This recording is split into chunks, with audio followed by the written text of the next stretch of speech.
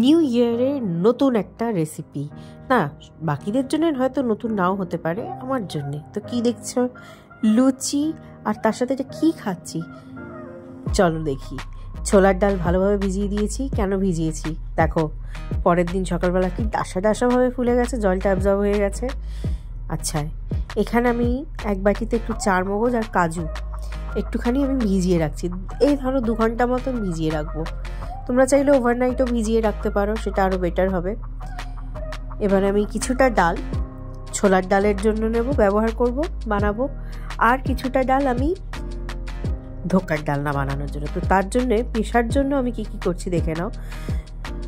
একটুখানি কালি জিরা, একটু হলুদ, নুন, মিষ্টি আর লঙ্কা আর আদা দেখেই নিয়েছো। এগুলো দিয়ে আমি একটা খুব ভালো পেস্ট বানিয়ে নিলাম। যদি মনে হয় যে পেস্টটা এখনও ঠিক হয়নি তো আরেকবার একটু পেস্ট করে নেব, ঠিক আছে? চলো, এটা হয়ে গেল।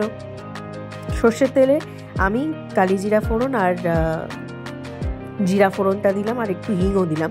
এবার এই বাটাটাকে খুব ভালো করে আমাদেরকে এটাকে মিশিয়ে নিতে হবে। চিন্তা করো না যদি একটু লেগে থাকে, আস্তে আস্তেই খুঁচিয়ে নেবে। আর প্লেটটার মধ্যে ভালো করে বাটারিং বা অয়েলিং যা করতে হয় করে এবারে এই যে মিশ্রণটা বানিয়েছি, চাইলে আরেকটুখানি করো, ফ্রাই করো আর কি, হালকা করে। তো এখানে এটা বসতে দিয়ে দিলাম।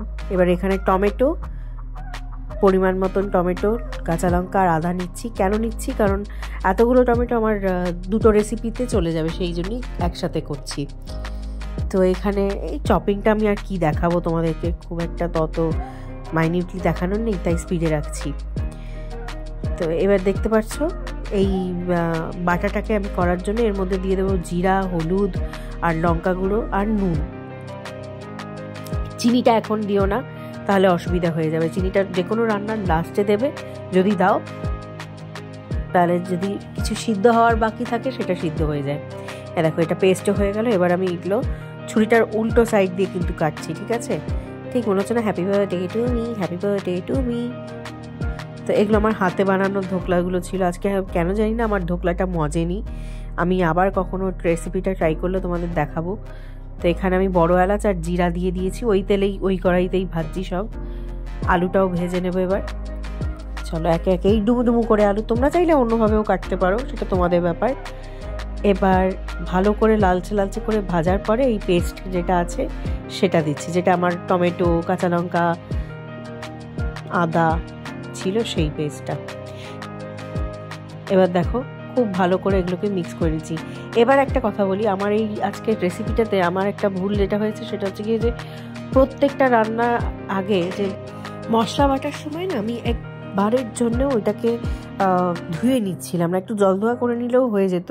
যার কারণে মানে ঝোলটাতে না ডালের পেস্টটা একটু রয়ে গেছে, যার জন্য ওটা একটু বুঝতেই পারছো একটু মেসড আপ হয়ে গেছিলো, তো লেগে যাচ্ছিলো। যদিও ওটা কোনো ব্যাপার না, স্বাদটা তো ভালোই ছিল। এবার দেখে নাও, আমি এখানে আবার ছোলার ডালের পেস্টটার জন্য আমি আলাদা করে নিচ্ছি, কারণ আমার এখনও চারমগজ আর ওই কাজু ওটাকে পেস্ট করা বাকি, সেই জন্য। আর এইটাতেই দিতে হবে। তোমরা চাইলে সেটা অপশনাল, বাদ দিতে পারো। রান্নাটা খারাপ হয়নি, এটা পুরোপুরি নিরামিষ পদ্ধতিতে বানাচ্ছি। ধরো অনুষ্ঠান আছে বাড়িতে, তোমরা চাইলে এইভাবে বানাতেই পারো, খুবই ভালো লাগবে খেতে। তো এই দেখো, এখানে আমি বলতে কথা পেস্ট করে নিলাম আর এটা দিয়েও দিলাম। এবার এটাকে ভালো করে মিক্স করব। তো আমি আজকে ভাবছিলাম যে বাড়িতে সবসময় কেউ আসলে, এই যে ধরো যারা বয়স্ক বৃদ্ধ মানুষরা হয়, তারা অনেক সময় চিকেন মাটন খেতে চায় না অনেক সময়। তো ইন দ্যাট কেস আমরা এরকম ছোলার ডালের যদি এই বড়াটা বানাই, কাটলেটের মতো নিজেরাই শেপটা দিয়ে দিলাম, আরও যদি কিছু মিক্স করতে হয় করো, বেশ এরকমভাবেও খাওয়ানো যায়, তাই না? তো এবার দেখছো আমি এবারে হয়েই গেছে মোটামুটি রান্নাটা। আমি তোমাদের এবার বড়াগুলো দিয়ে দিচ্ছি। দেখো, হাতে করা বড়াগুলো কি সুন্দর বড়াগুলো হয়েও ছিল, আর টেস্ট খুব ভালো হয়েছিল, সত্যি বলছি। কিন্তু ব্যাস আজকে ঘেটে যাবে আমার সবকটা, কেন জানি না। এটা খুব খারাপ লাগছে, আমার নিজেরই খারাপ লাগছে। খেতে এত ভালো হলো, এত যত্ন করে বানালাম, কিন্তু পুরো ঘেটে গিয়ে না জিনিসটা খেলো হয়ে যাবে। তো তোমরা সেটা দেখো, তোমাদের সাথে যেন এরকম না হয়। আর এবারে চাইলে কাসুরি মেথিও দিতে পারো, চাইলে না দিতে পারো, চাইলে আবার একটু ধনে পাতাও দিয়ে দিতে পারো লাস্টে। আর ঘি গরম মশলা তো অবশ্যই দিও। এই দেখো আমিও দিয়ে দিচ্ছি, আলুগুলো সিদ্ধ হয়ে গেছে ওই জন্যই দিলাম।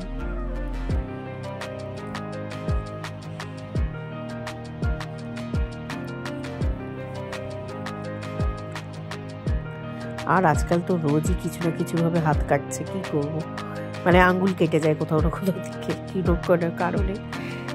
তো না, ছুরিটা ইউজ করতে গিয়ে হয়নি।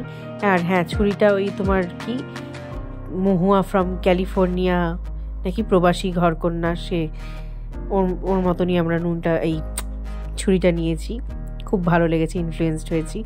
আর এখানে আমরা নুনটার স্বাদ মতন নেব, ঘিটা নিচ্ছি, এই যে সেই ছুরি।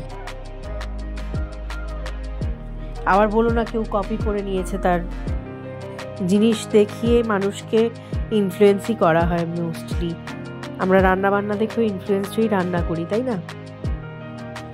সিমিলারলি যে কোনো জিনিসের ক্ষেত্রেও সেটাই হয়। তো আর মানুষ ভালো জিনিসটাকে কেন নেবে না বলো? আজকের এই রান্নাটার সাথে ছোলার ডাল দিয়ে আমরা লুচি দিয়ে খাবো মা মেয়ে। তোমরা ভাত দিয়েও খেতে পারো, রুটি দিয়েও খেতে পারো, আবার লুচি দিয়েও খেতে পারো, খারাপ একটুও লাগবে না, তোমাদেরকে গ্যারেন্টি দিচ্ছি, ট্রাই করো। তো এবার আমি ধনেপাতা একটু কুচিয়ে নিয়েছিলাম, সেটাকেও এবার দিয়ে দিচ্ছি, ভালো করে একটু মিলিয়ে নিই। সার্ভ ইট হট। আর চেষ্টা করো পারলে একটুখানি আরও টমেটো পিউরে দিয়ে দিও, বা টমেটো সস, কেচাপ সসটাও একটু দিয়ে দেবে, তো ওটার স্বাদটা খুব ভালো আসবে। ভালো হয়েছে, খুব সুন্দর গন্ধ আসছে। Subscribe please, thanks.